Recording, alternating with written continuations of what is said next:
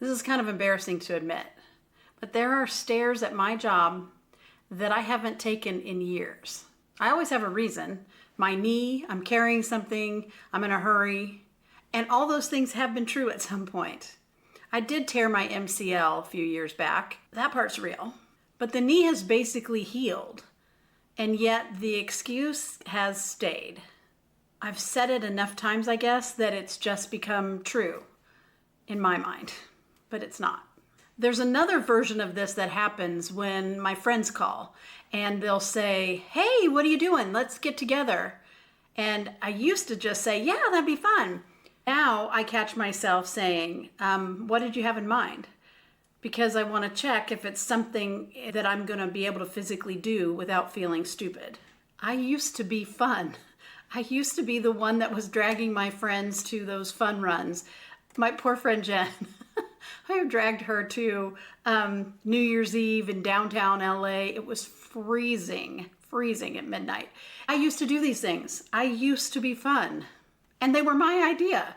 But now I catch myself going for the old lady option, the one that requires less of me physically. Also embarrassing to admit.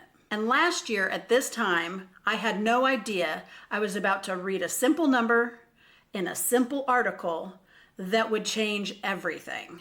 So this past summer, I finally got to travel. It had been a long while, and as it got closer, I started to worry. It's been a long time.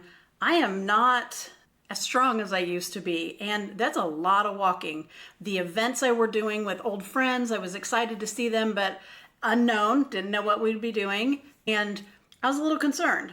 Now, I didn't win any Ironman, but I did it. I was excited, like, oh, okay, I was able to keep up and do the things I wanted to do.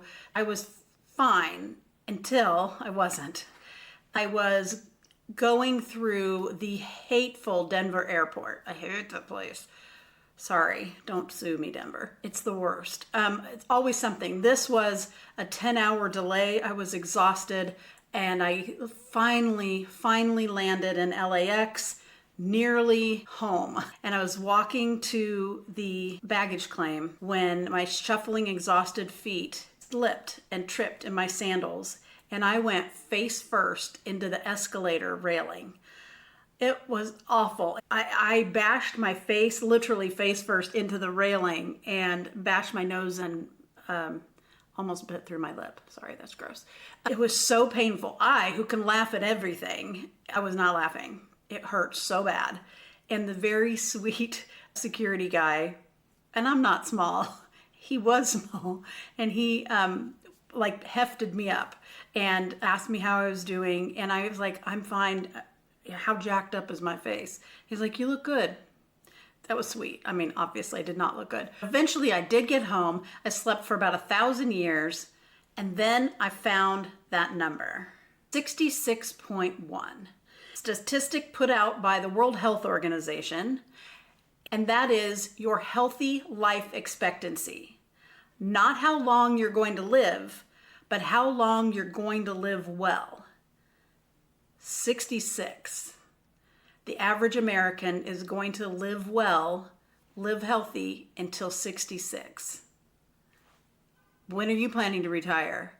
That, for many of us, is stunning. It shocked me. Many of us, including myself, statistically speaking, would be working up to and past when your body is done being able to do the things you've been building for your whole life.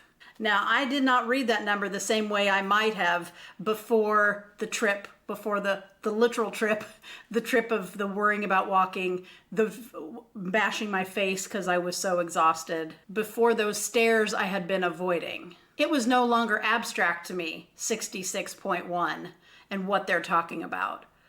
I knew what that looked like. I was living that. That is what I look like right now. That unhealthy way of life. And if this is you, subscribe and stick around, because this whole road to 60, to my 60th birthday, is me trying to figure all this out in real time and get it together. So here's what I kept coming back to is, for me, for some of us, retirement is the time when you finally get time again to do all these things you've been wanting to do. When you finally want your friends to call and you can say, "Yes, I can go instead of negotiations starting with like, oh, what's that going to look like? Can I keep up? Yeah, you want to be able to also horrify your friends with cold night fun runs. You want to be the active one. I don't want to arrive at that time that I can retire and already be limited in the things I can do.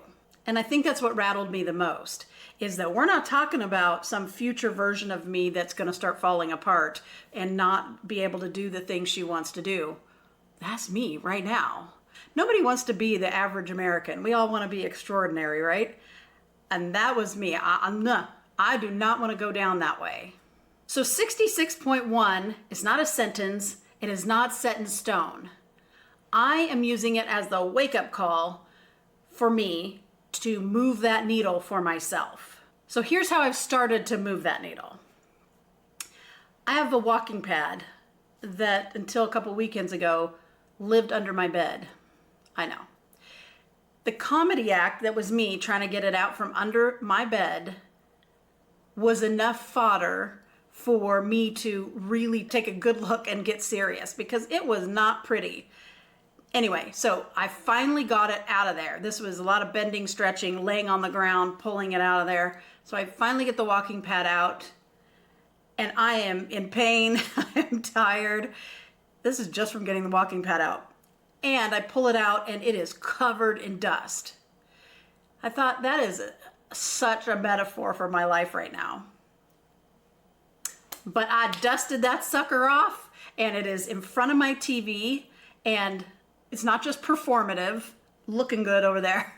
I have a 12-week program that includes strength, walking, and rebounding. I don't know if you can see the rebounder over my shoulder. That's a trampoline if you don't know what that is. And I'm actually doing it. Now I know this doesn't happen overnight, but the walking pad is out, the program is written, and I'm working hard to move my needle closer to 96.1. I want to make sure my number is closer to 96.1 and that my retirement is as fun as possible. I want to be a fun old lady. So the stairs at work are still my marker.